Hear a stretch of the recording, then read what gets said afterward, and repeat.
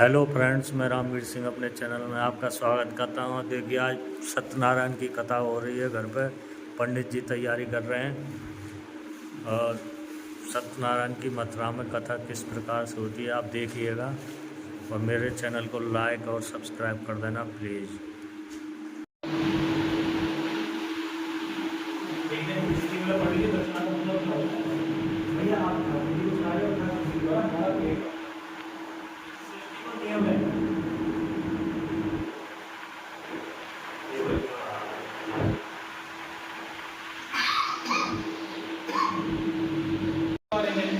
बात करना, ठीक है ना। नौकरी के बारे में मत करना, पढ़ाई के बारे में। पढ़ाई अच्छी कर दो तो बेटा नौकरी अपने आप मिलेगी। लेकिन हमको क्या करना है, कर्म करने से पहले फल की इच्छा करना है। ठाकुर जी एक नौकरी लगा दे, 1.25 लाख को या 1.25 करोड़ को या 1.25 लाख पैसा बांटू या दान को लेकर श्री अनुष्ठानम विशेष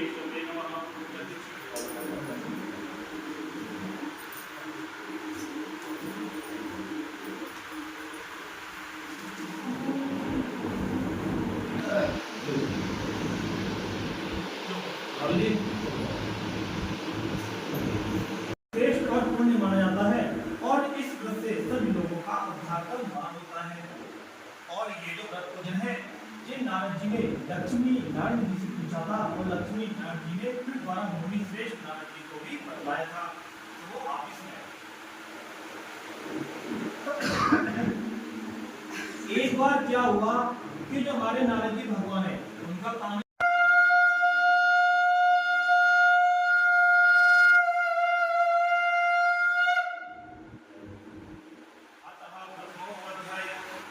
कि एक प्राचीन काल समय में एक बहुत ही पुण्य एक ही नैमिष साधना तीर्थ था और उस तीर्थ में क्या था कि सोने का भी 88,000 ऋषि पुत्र बैठे हुए थे भगवान जी की कथा सुनने के लिए, जैसे आप लोग बैठे हुए हैं। तो वो ऋषि पुत्र कहने लगे थे गुरु जी से कि हे गुरु जी महाराज, हे शिव जी महाराज, आपने हमें यहाँ पुण्य स्थल पे तो बुला लिया, तो आप हमें यह बताइए कि आप हमें क्या सुनाना चाहते हैं और आपने हमें क्यों बुलाया। आप जो भी हमें सुनाना चाहते हैं श्रद्धापूर्वक सुनाइए और हमारी सुनने की भी बहुत प्रबल इच्छा हुई है। तब उनके गुरु जी यानी शिव जी महाराज कहने लगे कि देखो मुनि श्रेष्ठों, इस कलयुग में वेद विद्या रहित मनुष्यों को भक्ति किस प्रकार मिलेगी और उनका किस प्रकार उद्धार होगा। इसलिए मैं आप लोगों को एक ऐसा व्रत तब बतलाता हूँ जिससे थोड़े समय में करने में इंसान को हमेशा पुण्य की प्राप्ति होती है और हमेशा पापों का। यह व्रत इतना शुभ और फलदायी है, तो आप हमें यह भी बतलाइए कि उस व्रत का फल क्या होता है, उसका समय क्या होता है और इस व्रत को पहले किन किन लोगों ने भी किया है। आप हमें सब कुछ बताएं, तभी तो हमें मालूम पड़ेगी कि इस व्रत का प्रभाव क्या होता है। तब भगवान जी कहने लगे कि दुख शोक आदि को दूर करने वाला, धन धान्य को बढ़ावा देने वाला और सौभाग्य संतान की भी प्राप्ति करा देने वाला ये जो भगवान श्री सत्यनारायण जी का व्रत है, ये सभी स्थानों पर यही माना जाता है। भक्ति और श्रद्धा के साथ में मिलकर के किसी भी दिन मनुष्य शांति अपने जितने भी भाई बंधु हैं या नाते रिश्तेदार हैं सभी लोगों को भोजन का मान कराएं। अब भोजन के मान भाव करने के बाद में फिर भजन कीर्तन करें। फिर सभी लोगों को मान सम्मान से भगवान जी को हाथ जोड़ करके नमस्कार करके प्रसाद भाव लेकर के अपने अपने घर की ओर प्रस्थान करें। आप इस प्रकार जो भी भगवान श्री सत्यनारायण की कथा का पूजन का मान सम्मान करते हैं तो भगवान जी उसके जीवन में हमेशा मान सम्मान का भाव बनाते रहते हैं।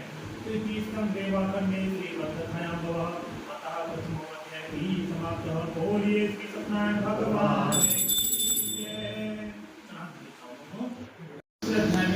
कि देखो ऋषियों, अब जिसने पहले समय में इस व्रत को किया था, अब मैं आपको उसका इतिहास सुनाता हूँ।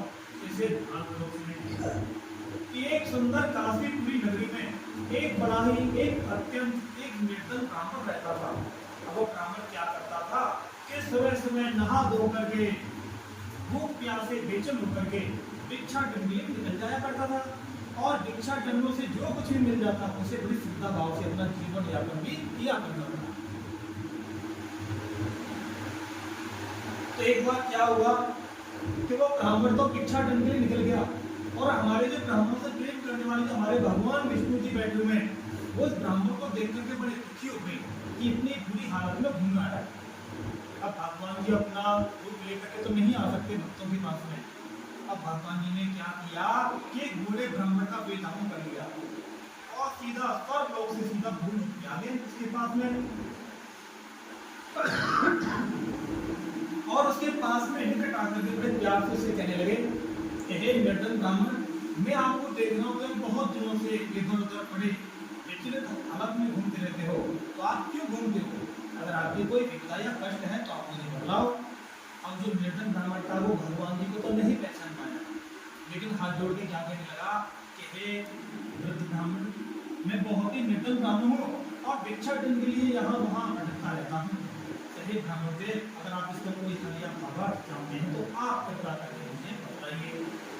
जब भगवान जी के उस निर्धन ब्राह्मण के इतने सारे वचन सुने तो भगवान जी क्या कहने लगे कि सुनो निर्धन ब्राह्मण, अगर आप भगवान श्री सत्यनारायण जी का जो मनवांछित फल देने वाला व्रत और पूजन है, अगर आप उनका पूजन पाठन करते हो तो आपकी जिंदगी से आपकी सभी समस्याओं का निदान समाप्त हो जाएगा। अब वो जो निर्धन ब्राह्मण था वो हाथ जोड़ के क्या कहने लगा कि हे ब्राह्मण देव, आप मुझे भगवान श्री सत्यनारायण जी का मान भाव बताइए। तो भगवान जी ने उसे भगवान श्री सत्यदेव जी की पूजा पाठ का संपूर्ण विधान बतला दिया और विधान बतला करके वहां से कुछ दूरी पे हट गए और हटने के बाद में सीधा अंतर्धान हो गए। तो बोलिए श्री विष्णुदेव भगवान की जय। अब जो निर्धन ब्राह्मण था वो तो बड़ा खुश हो गया, तो उसने भगवान जी के बारे में सुन लिया, व्रत पूजन के बारे में। अब आप खुशी होकर के अपनी भिक्षाटन के लिए निकल गया। अब उसे भिक्षा में जो कुछ भी मिला था उसे बड़े श्रद्धा भाव से अपने घर लेकर के आया और घर आकर के बड़े प्यार से उसने भी ब्राह्मण देव के सिर से अपने घर में भगवान जी का पालन करवाया। एक मिनट समय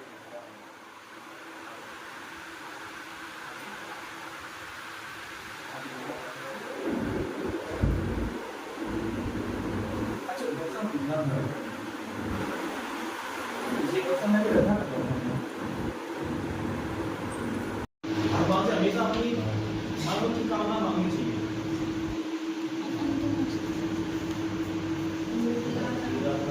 लगा देना तो मैं आपको अच्छा सा दूंगा।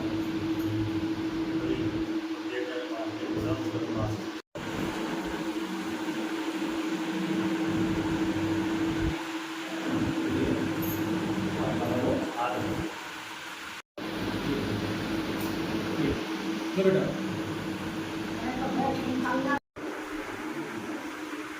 और मुझे इसका विवाह तो देना चाहिए। तो ऐसा मन में सोच विचार करके साधु महाराज ने दो दूतों को पकड़ा और दो दूतों को क्या कहने लगा, हे दूतों जाओ आसपास के नगर में जाओ और वे कन्या के बराबर का कोई वर तलाश कर लाओ। अब दूसरे बेचारे क्या करें, साधु महाराज की आज्ञा मानी और सीधे ही पास के नगर में यानी कांचन नगर में पहुंच गए। अब कांचन नगर में जाकर के 3-4 दिनों से घूम घाम करके उन्होंने एक सुंदर वैसे पत्र को देख लिया, तो उसे अपने साथ में लेकर के आ गए और साधु महाराज के सामने पेश कर दिया। अब साधु महाराज ने विधि विधान से उसे देखा होगा, तो बोलिए वृंदावन बिहारी लाल की जय। अब दावन तो क्या होता है, जिसमें समस्त लोगों का वास होता है, योगी होती है, दावन होती है। अब वो तो साधु महाराज ने प्राप्त कर ली, लेकिन साधु महाराज अपने मन में बड़ा कुछ भी था कि मैंने अपनी बेटी का विवाह तो कर दिया। अब ऐसे ही कुछ समय और बीतते गए तो साधु महाराज ने सोचा कि अब तो मैं फ्री मन हो गया, चलो अब व्यापार के लिए चलता हूँ, मेरा तो घर परिवार व्यापार से ही चलता है। फिर उसके मन में एक विचार आया कि हर बार मैं अपने साथियों को लेकर जाता हूँ तो कोई कोई मुझे घाटा देता है, जमाई तो घर का आदमी है, इसी को साथ में लेकर के चलते हैं। तो दोनों ससुर जमाई तैयार हुए, अपनी नाव संभाली और नाव उठाकर के पास के ही नगर में यानी रत्नपुर नामक नगर में चले गए और वहां जाकर के व्यापार में व्यस्त हो गए। अब कहते हैं ना भगवान जी का श्राप कहाँ जाएगा, तो भगवान जी के श्राप के कारण उसी नगर में उस समय पे राजा चंद्रकेतु का राज्य था, जो बहुत ही कठोरवादी राजा हुआ करता था। तो भगवान की माया ऐसी हुई कि एक चोर प्रकट होकर के राजा के महल में घुसा और राजा के महल में घुस करके उस चोर ने बहुत सारा धन भाव भी चुरा लिया। और धन भाव चुराने के बाद में जैसे चोर भागने लगा तो उसके पीछे सिपाही लगे। जब चोर ने देखा कि मेरे पीछे सिपाही लगे हुए, तो चोर तो भगवान की माया थी, तो चोर भी धन भाव लेकर के उस दिशा में भागा जहां ससुर जमाई अपना खुद का धन लेकर के बैठे थे। अब चोर ने आधे रास्ते आकर के धन वहीं छोड़ दिया और वहां से वो गायब हो गया। जब वो पीछे पीछे आए सिपाहियों ने राजा का धन यहाँ पर देख लिया और कुछ दूरी पे बैठे हुए ससुर जमाई को देख लिया, उन्हें चोर समझ लिया और चोर समझ करके बंदी बना लिया। बंदी बना करके राजा के सामने पेश कर दिया। अब राजा भी बड़ा क्रोधित में था, गुस्से में। राजा ने क्या किया कि बिना कुछ देखे वाले और बिना ही विचार विमर्श किए उन दोनों को बंदी घर में डुबा दिया। अब उनका जो भी धन सामान था वो सारा कुछ छीन लिया गया, पैरों में बेड़ियां डलवा दी, कारावास में टिकवा दिया। तो ऐसा ही श्राप उस साधु महाराज के घर पर भी पहुंच गया, उसकी धर्मपत्नी लीलावती के यहाँ। कहते हैं कि अगर मंदिर में अगर 5 लोग पूजा पाठ कर रहे हैं, भक्ति एक सी होती है ना, तो 5 को क्षमा प्रार्थना करनी चाहिए। जब ये श्राप उसके घर पे पहुंचा, उसके घर पे क्या था कि उसकी जो धर्मपत्नी थी लीलावती, वो बड़ी बुरी हालत में थी, क्योंकि कन्या की शादी के बाद में जो भी घर में थोड़ा बहुत धन आदि जो बचा हुआ था वो तो किसी दिन चोरों ने आकर के पार कर लिया। अब माँ बेटी बड़ी चिंतित अवस्था में रहने लगी। तो एक दिन बेटी अपनी माँ से कहने लगी कि हे माता रानी, बहुत दिनों में हम बड़े भूखे प्यासे हैं, अगर आपकी आज्ञा हो तो मैं नगर में जाऊं और कुछ भिक्षा मांग करके ले आती हूँ, जिससे हमारा और आपका पेट तो भर जाएगा, पिताजी को तो आने में समय लगेगा।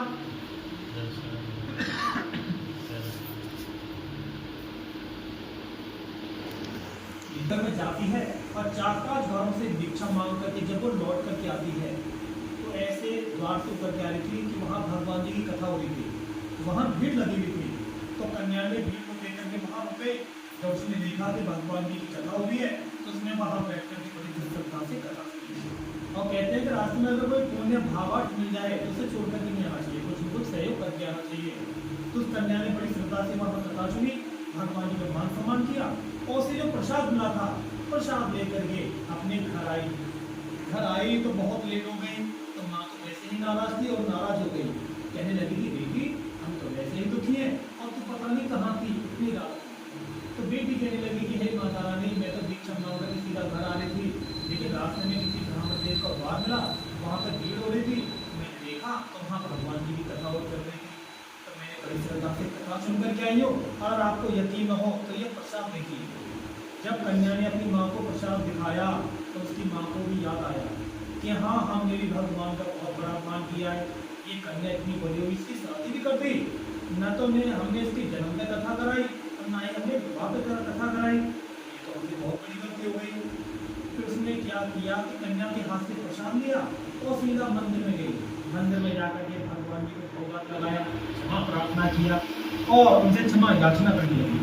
वो क्या करने लगी कि हे भगवान जी, हमसे जो भी गलती हुई है आप कृपा करके क्षमा प्रार्थी करो और हमारे जो पति और दामाद अच्छे काफी जो व्यापार के लिए वो भी अच्छे काफी कर लौट करके आ जाए। प्रभु हम जब आपका अच्छे सच्चे मन भाव से आपका नाम लेंगे। जब ऐसे करके बार बार होने लगी, क्षमा प्रार्थना करने लगी, तो उसकी क्षमा प्रार्थना को देख करके भगवान जी खुश हो गए। भगवान जी को क्या चाहिए? भक्ति भाव। उसके भक्ति भाव को देख करके खुश हो गए। जब भगवान खुश हुए तो भगवान जी ने क्या किया कि उसी क्षण उसी रात में राजा चंद्रकेतु को स्वप्न दे करके दर्शन दे करके आज्ञा दे दी। और क्या कहने लगे भगवान जी इस राजा से कि हे राजा, सवेरा होते इन दोनों व्यक्तियों को छोड़ दो जो तुमने पकड़े हैं। अगर तुम ऐसा नहीं करोगे तो तुम्हारे धन सहित पुत्रों से तुम्हारे राज्य का नाश कर देंगे। इतना कह करके भगवान पार्टी कर देंगे आप लोग।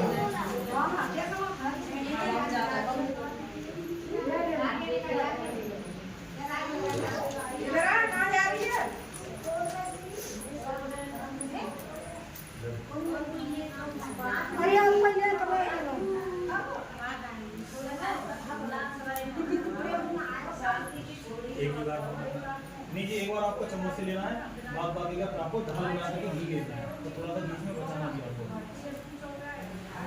ओम देव शांति अंतरिक्षं शांति पृथ्वी शांति रापा शांति रोषध शांति भारत समय शांति विश्वदेव शांति सामा शांति देहि। ओम देव शांति शांति शांति। ओम नमः ओम सर्वमय पूर्णत्वं स्वाहा। इदं समर्पयामि इदं मम। कोई सामग्री को चढ़ा दो।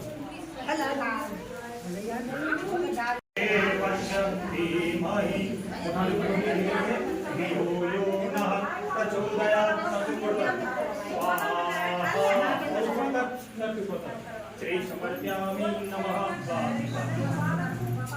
बोलिए वृंदावन विहारी लाल की जय।